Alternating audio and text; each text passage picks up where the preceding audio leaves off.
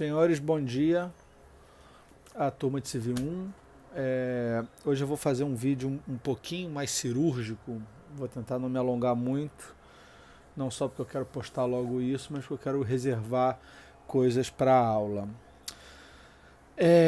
Qual é o assunto do tema? Qual é a matéria de hoje? As invalidades dos negócios jurídicos. Então a gente estudou o que é negócio jurídico, classificamos o negócio jurídico, estudamos os planos de análise do negócio jurídico, existência, validade e eficácia. Estudamos os vícios de vontade que atingem o negócio jurídico. E agora a gente estuda efetivamente quais são os efeitos das invalidades do negócio jurídico. Basicamente a gente vai estudar nulidade e anulabilidade. Antes de falar, e aí vou tentar ser bem conciso para desenvolver isso em sala. A primeira questão de invalidade é uma divergência que tem na doutrina. Eu até para ensinar vocês, acho que fica um pouco mais fácil, eu bato muito na tecla da diferença entre plano de existência e plano de validade. Isso é, o que não existe, os negócios que não preenchem os requisitos de existência, eles inexistem. E os negócios jurídicos que não preenchem os requisitos de validade, eles são nulos ou anuláveis, ou se tiver um vício de vontade. Alguns doutrinadores não pensam assim. E vocês vão ver, já viram até que vocês estão estudando em livros, muitos doutrinadores falam, por exemplo, que a reserva mental gera nulidade do negócio jurídico. Isso é muito comum. A doutrina, nessas pouquíssimas hipóteses de inexistência, ela chamar de nulidade. É por um motivo muito simples, é porque na verdade é muita abstração você considerar um negócio jurídico que existe para dizer que ele juridicamente inexiste. Então a doutrina muitas das vezes ele bate nessa tecla que é a hipótese que seria uma nulidade. Enfim, na prática isso não é muito relevante, conceitualmente mas na prática não é muito relevante porque os efeitos vão ser praticamente os mesmos da inexistência para a nulidade. Mas eu bato o pé aqui, eu gosto dessa minha distinção, para ficar bem claro na cabeça de vocês o que é a hipótese de inexistência e o que é a hipótese de nulidade. Mas indo para a matéria, né, quer dizer, independentemente, tirando o negócio jurídico inexistente, os negócios jurídicos que existem e que, portanto, dentro do campo da validade tem algum tilt, eles são considerados inválidos e a sanção que o código dá é para nulidade ou anulabilidade. Um pouquinho de classificação aqui. O gênero das invalidades, né, quer dizer, você está diante de um gênero que é nulidade e que tem duas espécies, a nulidade absoluta e a nulidade relativa. A nulidade absoluta é aquela de ordem pública, aquela mais severa, que é o que a gente chama de nulidade. A nulidade relativa, que é a segunda espécie, é aquela um pouco mais branda, que pode ser convalidada. Essa a gente chama de anulabilidade. Então, as sanções são duas, basicamente: nulidade e anulabilidade. Esse é o primeiro ponto que eu queria deixar registrado. Vamos focar agora nas hipóteses de nulidade. E aí, se eu estou falando nulidade agora, eu estou falando daquela nulidade absoluta, nulidade, aquela que não é a anulabilidade.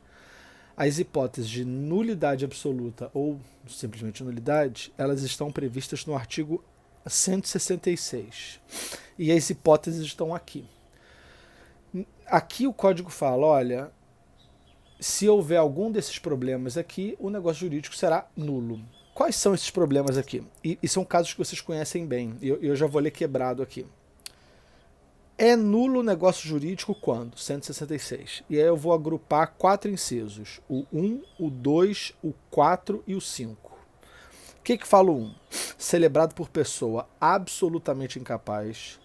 2. For ilícito, impossível, indeterminado seu objeto. 4. Não revestir a forma prescrita em lei.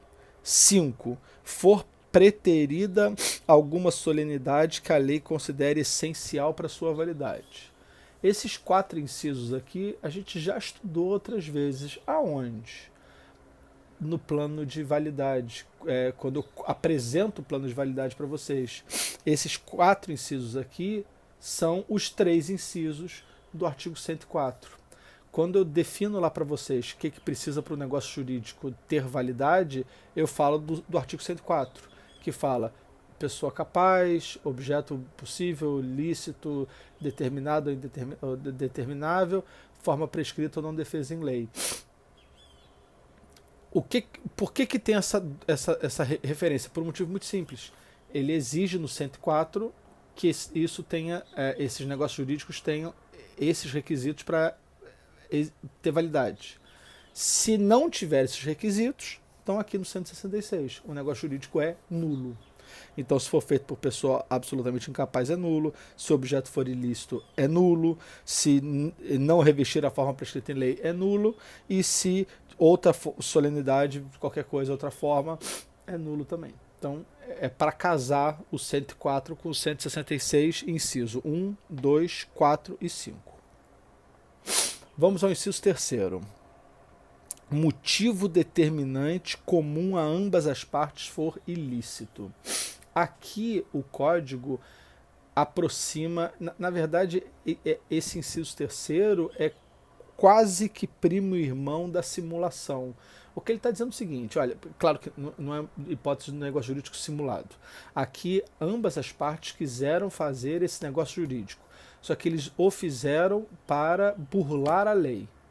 Se houver essa hipótese de negócio jurídico feito por ambas as partes, tem que ser comum por ambas as partes, não pode ser só uma parte, porque aí você vai estar diante de uma fraude a credores, fraude à execução ou qualquer outro vício, se é que vai ser uma hipótese de vício. Mas se o motivo for comum para burlar a lei, inciso terceiro diz que o negócio jurídico é nulo.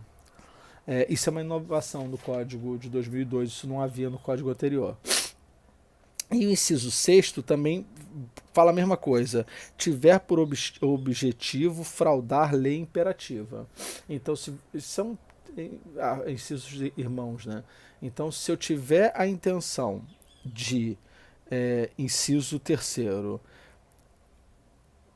o motivo determinante por ambas as partes for ilícito, ou pelo inciso sexto, o objetivo de fraudar a lei imperativa, né? A lei, nesses dois casos, o negócio jurídico vai ser nulo.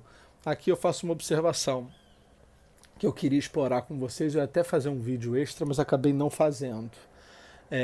E eu queria que alguém me lembrasse em sala de aula para nesse ponto eu queria explorar esses dois incisos com perguntas que vocês fizeram e eu enrolei vocês porque eu não queria misturar os assuntos.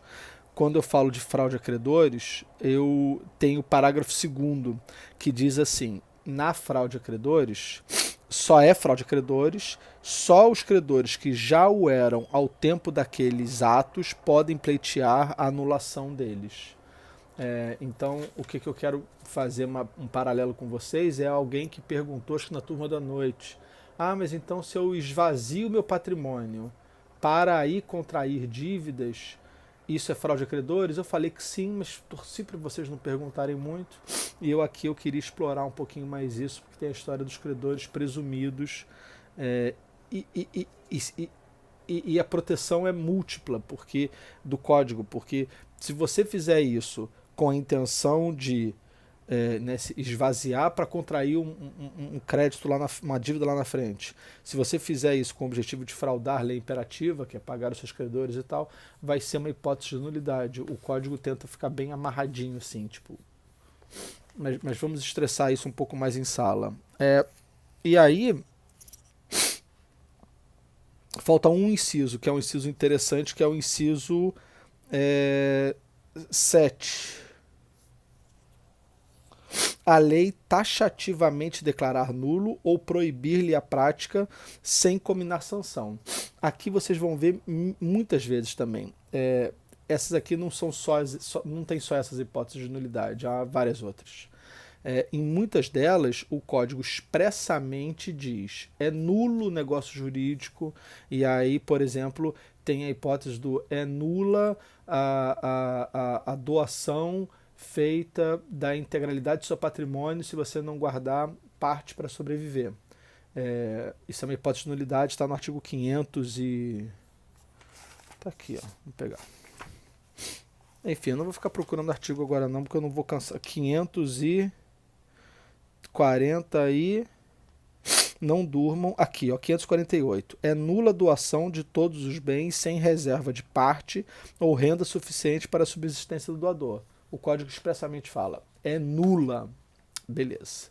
Mas o código, às vezes, ele tem uma nulidade implícita, que ele fala o seguinte, 426, por exemplo. O 426, ele não diz que é nulo, ele usa uma construção engraçada, que ele fala assim, ó, não pode ser objeto de contrato a herança de pessoa viva. Então ele fala que não pode. Se ele diz que não pode, você sabe que a sanção para quando não pode é uma nulidade implícita, é hipótese de nulidade. Em várias vezes no código, 380, 483, os negócios jurídicos ficam sem efeito, não se admite determinada conduta. Essas são hipóteses de nulidades implícitas. O código não fala que é nulo, mas ele fala que não pode. Se não pode, é nulo. E essas são as nulidades. As anulabilidades estão no artigo 171. Um artigo até curioso que vocês decoram fácil, né? E as hipóteses de anulabilidade são basicamente 3. 2 estão previstas no 171 e uma não está. Quais são as hipóteses do 171? Além dos casos expressamente previstos em lei, esse é o primeiro caso, porque eu falei que eram 3. 2 estão aqui e as outras todas estão previstas no código. Há diversos artigos que dizem, como no caso da nulidade, no caso da anulabilidade também dizem.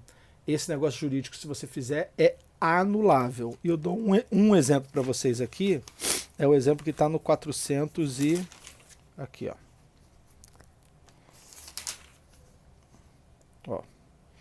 400 e... Não, nada disso. 496. É anulável a venda de ascendente a descendente. Então ele fala claramente uma hipótese de anulabilidade. Se o pai... Eu fico nesse quarto aqui, me dá alergia. O pai vendendo para o filho. É anulável essa venda se não tiver o consentimento dos demais herdeiros. Então, isso se aplica aqui no 171, dizendo, além dos casos expressamente previstos em lei, é anulável o negócio jurídico quando? Incapacidade relativa do agente. Então, se o agente for absolutamente incapaz, é nulo. Se o agente for relativamente capaz, é anulável. E inciso segundo, praticado por erro, dolo, coação, estado de perigo, lesão, fraude a credores. Simulação não está aqui, porque a simulação é a hipótese de nulidade, de acordo com o artigo 100.